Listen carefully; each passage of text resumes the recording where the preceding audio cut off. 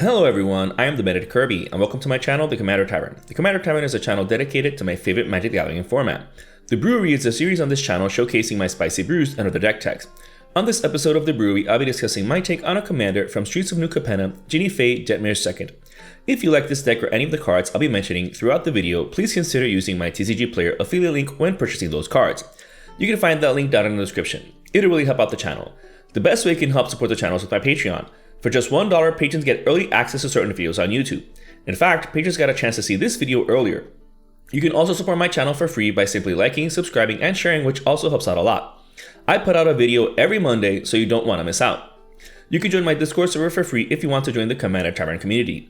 All pertinent links are down in the description. Alright, let's get back to the episode. Jinnie is a 3/3 elf druid for 1 red-green hybrid, 1 green, and 1 green-white hybrid.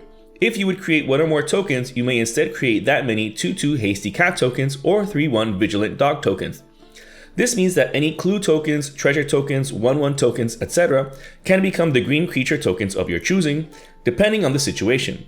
Can you overwhelm the table that turn? Turn them all into 2/2 hasty cats. Are you able to create tokens at instant speed and want to put up surprise blockers? Turn them all into 3/1 vigilant puppers. But Jinnie is so versatile that you can literally build her however you want in terms of how you want to create tokens and which sources you use. As for me, I already have a similar deck with Jetmir that you can watch a video for if you're interested. In that video, since Jetmir cares about the amount of bodies, I chose creatures that create tokens when they enter the battlefield. While you can do something similar with Jinnie Fay, who's Jetmir's second for a reason, I decided to go a bit more sneaky with my token production by creating them via instants and abilities that can be activated at instant speed rather than creatures. Not only does this create the element of surprise, but it also allows me to hold up my mana for interaction and responses. So if I didn't have to use them, I can simply empty my mana at the beginning of the end step before my turn to cast those token creating instants. This allows me to make 3/1 vigilant dogs that can then attack immediately afterwards. Using Bootlegger's Stash to tap down lands to create treasure tokens is already a busted ability, but if you keep your lands up for responses or not, you can tap them down to create a stash of treasure, or tap your lands down at instant speed to get a chump blocker in a pinch, or set up a token hoard for the Alpha Strike next turn. Combine this with something like Seedborn Muse and you've got quite the engine going. Depending on the situation, you can either create treasures to speed up your game, allowing you to cast anything you need whenever you need it, or creating cats and or dogs for when the situation calls for it. The Muse is also just an amazing card on its own, since the deck has plenty of other activated abilities that require tapping. Risk the Redeem and Elemental Mastery immediately come to mind. If you're able to activate Risk's second ability each turn, then you've basically exponentiated your token production. With just one turn around the whole table, you just hexadecoupled your creature tokens. Multiplying your board state 16-fold is nothing to scoff at. Elemental Mastery enchanting a big creature can also create a ton of tokens, but these get exiled at the beginning of the next end step, regardless if you transform them into anything else. That being said, you're still creating bigger creatures than the 1/1s if you're blocking. If you want to attack, then make them into hasty 2/2 cats instead of vigilant 3/1 dogs. Now that I mentioned blocking, Search the Premises is amazing token production that we don't even need to pay for or do anything. It triggers on its own whenever we are attacked by a creature. For each creature attacking us or a planeswalker we control, we simply use Jinnie to turn that clue token into a 3/1 dog to block each attacker going our way. So unless we're swarmed by creatures with some form of evasion or trample, we're not receiving combat damage anytime soon. And if we were swarmed by flyers, Divine Visitation comes in super handy when combined with Jinnie and Search the Premises. It's even great on its own too, regardless of Jinnie and or the enchantment. But when combined with Jinnie and Search the Premises, you need to have Jinnie turn the clues into either cats or dogs first, since Divine Visitation only changes creature tokens. This is amazing because you don't have to lose any treasures you want to keep as treasures. This card is so amazing here. The amount of 4/4 flyers with vigilance we can create is ridiculous. This helps close out games. It's also an additional Jinnie effect for when she's been dealt with. Any effect that creates creature tokens will instead create those angel tokens. Redundancy is key to success in a singleton format like Commander after all. Going back to instant speed token production, you can't go wrong with Secure the Waste, March of Multitudes, White Sun Zenith, Grand Crescendo, Cycling Away, Decree of Justice, Second Harvest, and Call the Coppercoats. While the first 5 create X creature tokens per your mana investment, the last 2 can actually generate a ton more creatures for the mana investment, since they create tokens depending on creatures on the battlefield. Second Harvest doubles all of your tokens, while Call the Coppercoats gives you creature tokens for the amount of creatures each opponent controls if you paid all the strive costs. Visions of Glory is also included because it can create a ton of creature tokens for just 5 mana. While it is a sorcery, if you have enough creatures, this can still end games during your turn, whether from creating a ton of hasty 2/2s or just creating bodies altogether for the other win cons in the deck. One quick note on Decree of Justice. This will almost always be cycled away. You can cycle at instant speed, and since it's not a spell, it can't be countered. It has to be stifled, which is great. As a bonus, Grand Crescendo gives our creatures indestructible until end of turn, which is super important. You can even just cast it for X equals 0 if needed. Granted, it's obviously not the only instant speed mass creature protection effect in the deck. The deck's also running Flawless Maneuver, Teferi's Protection, Boros Charm, Heroic Intervention, and Rapid Vigor for good measure. All the deck's win cons are dependent on having a huge board state or creating a ton of creatures at once. Saying that we need to protect them is quite the understatement, but we'll see those other win cons soon enough. Artifact Mutation and Aura Mutation are some more instant speed token creation spells with the added bonus of also serving as interaction. With the former, we destroy an artifact for just 2 at instant speed, which is amazing, even more so considering we can potentially create a ton of tokens for it. Same with the latter, hitting enchantments for just 2 mana. They are limited to just those card types, but in a multiplayer game, you're bound to deal with something with them.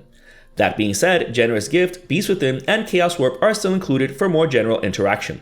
You still have to deal with any possible threat, so these 3 ubiquitous instants should clearly be added to support the rest of the interaction in the deck. Just like Aura Shards, this card is ridiculously good in the deck. Sure, it depends on a creature entering the battlefield under our control, but we're always creating creatures. So while it's technically synergistic interaction like Artifact Mutation and Aura Mutation, it's way more consistent.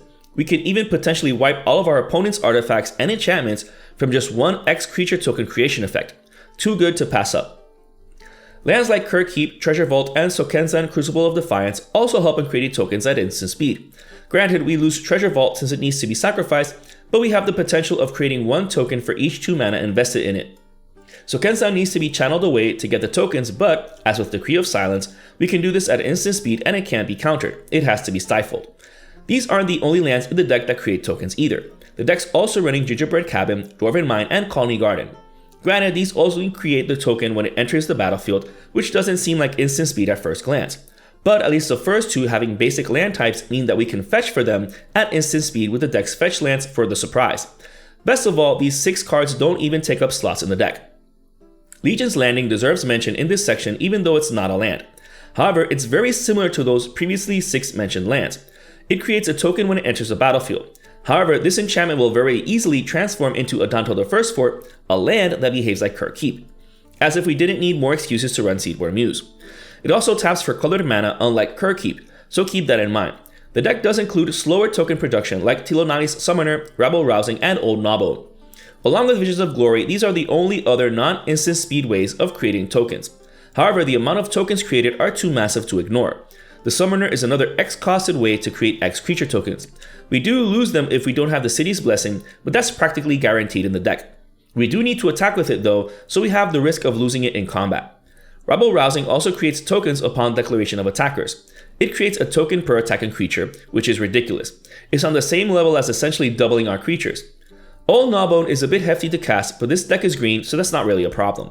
With the amount of creatures we'll be attacking with, getting as many treasure tokens as the amount of damage dealt is possibly the highest mathematical way of creating creature tokens as far as mana investment goes. We just have to connect. So if we connect with say 4 3/1 dogs, we just created 12 treasures, which can be 12 more 3/1 dogs with Ginny if we wanted to. Too busted. Naturally, if we're talking about multiplying tokens, we can't omit Doubling Season, Parallel Lives, Anointed Possession, and Primal Vigor from the conversation. These 4 enchantments that were once incredibly dirt cheap before Commander's popularity exploded, now command a hefty price. That being said, these cards are not necessary for the deck to function since we're already creating a ridiculous amount of tokens. So if you want to cut them out for budget constraints, go for it. However, it's clear that even with just one of these in play, the amount of tokens we're creating will end the game much faster. And that's without saying having multiples of these out. For example, instead of these expensive cards, you could run things like Wart the Raid Mother. The deck has enough green and red instants and sorceries to make it worth including her. She even creates tokens when she enters the battlefield, which Ginny doesn't mind at all. With Wart, you could copy some of the previously mentioned X token instants, as well as some of the others soon to be shown thanks to her giving them Conspire. She has the potential of facilitating some ridiculous plays, so definitely consider adding her. As for winning, naturally going aggro is the clear avenue for that. Swing in with a ton of creatures and you'll overwhelm the board for the win. That being said, the tokens rely on quantity over quality, but that's fine since the deck does have ways to pump them. Jetmir Nexus of Revels, Coat of Arms, Eldrazi Monument, Beastmaster Ascension, and Cathar's Crusade do an amazing job of that. Jetmir has no problem being in the 99 since she is his second in command after all. And if you took anything away from my Jetmir video, you know that Jetmir does a ton of work in token decks. Same with Beastmaster Ascension, quantity over quality. Attack with 7 small creatures and now all of your creatures get a static pump of +5/+5.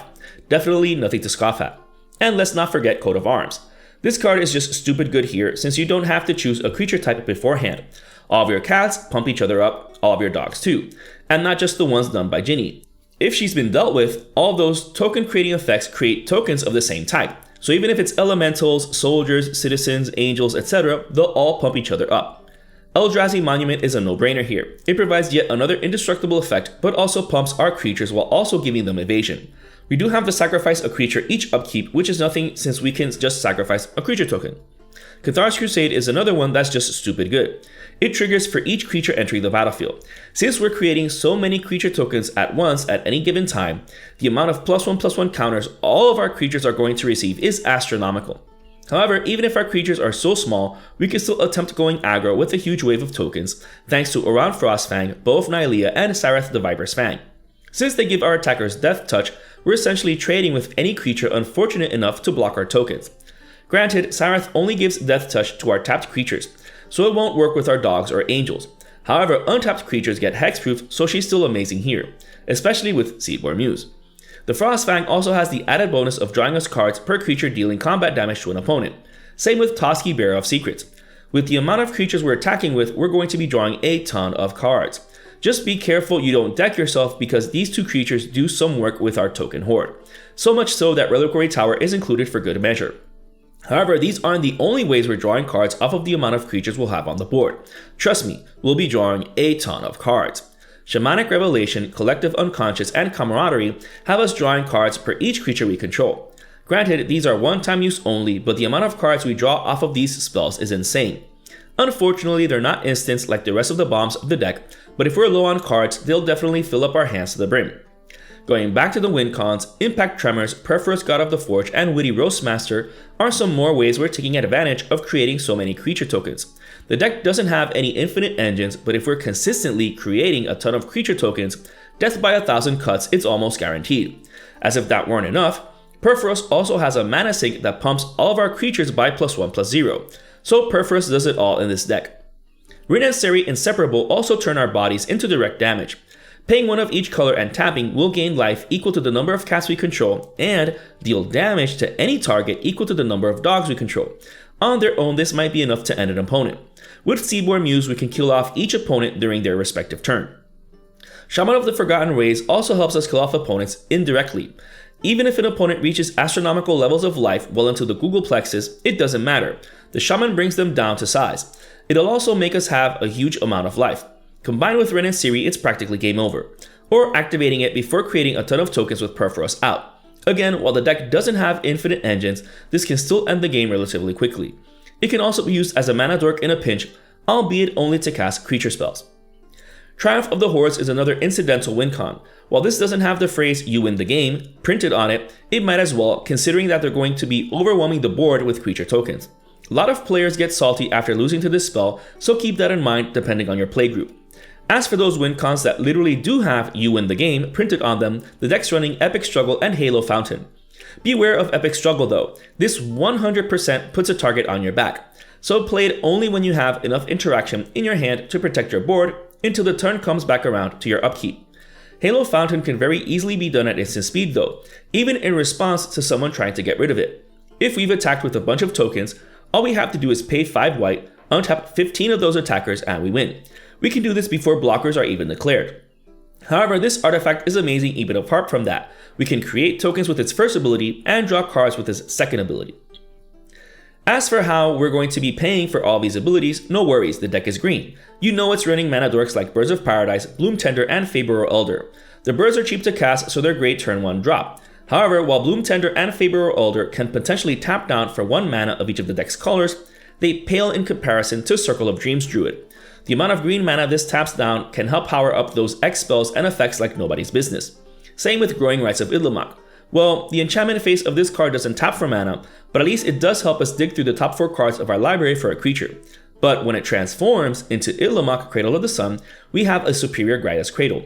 Since we need 4 creatures to transform it, that's nothing for this deck, and this almost always transforms the same turn it enters play. Besides mana dorks, the deck's also running Thornscape Familiar and Goblin Anarchomancer. Since the deck is a bit more spellslinger, these help us cast most of the deck's spells without having to be tapped down. So in a sense, they're almost better than mana dorks if we're casting multiple spells in a turn. However, the best not a mana dork in the deck is Nyxbloom Ancient. This will definitely help us pay for those X spells. It almost feels a bit win more, but keep in mind that there are no infinite engines in the deck, only synergy and overlapping interactions. Since we win the more creatures we have, this helps us really make those X value spells as high as possible. As for mana rocks, the deck's only running Sol Ring because it doesn't really need anything else. I mean, you could run Jeweled Lotus if you wanted to, since you can crack it for 3 green and be able to play Jinni turn 1, but we don't really need Jinni out since turn 1. Farseek, Nature's Lore, and 3 Visits are obviously included in the deck since you know I'm going to build a multicolored green Commander deck and I'm not going to exclude them. You have no idea how happy I was when I saw 3 Visits getting that reprint in Commander Legends, even if it was at uncommon. Yavimaya Cradle of Growth is included in the deck to help compensate for some of the colorless land and lands that only tap down for 1 color.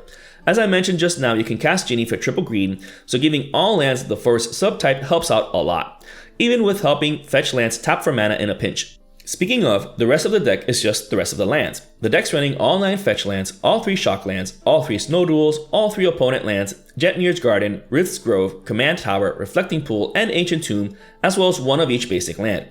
Blood Moon doesn't really do anything to the deck, but it's always good to include basics anyways for ramp effects. As mentioned earlier, as with all of my deck techs, you can build your mana base according to your budget. Whether you include more expensive cards or even cheaper cards is up to you. You do you. This brew is just an idea of how to build around Jinni Fay Jetmir 2nd. While the deck is similar to Jetmir, it does play a bit differently since this deck is way more reactive than proactive until it comes time to end the game. We want our token production to be at instant speed so as to never really reveal to our opponents exactly how many creatures we're going to have at our disposal. I found that this way of building Jinni was not only immensely fun but also exciting. Opponents will be doubting whether to attack into you for having all your mana open, but also won't know whether you're going to win out of nowhere since you can create so many tokens at instant speed. If you're interested in the deck list of this spicy brew of mine, you can find a link to it down in the description. I would like to thank all my patrons for supporting me, and a quick shout out to all my higher tier patrons, the brewers, for their patronage. I'd also like to thank anyone using my TCG Player affiliate link. That also helps out the channel. And to everyone, thanks for watching this episode of The Brewery on the Commander Tavern. I am the Commander Kirby, and happy brewing.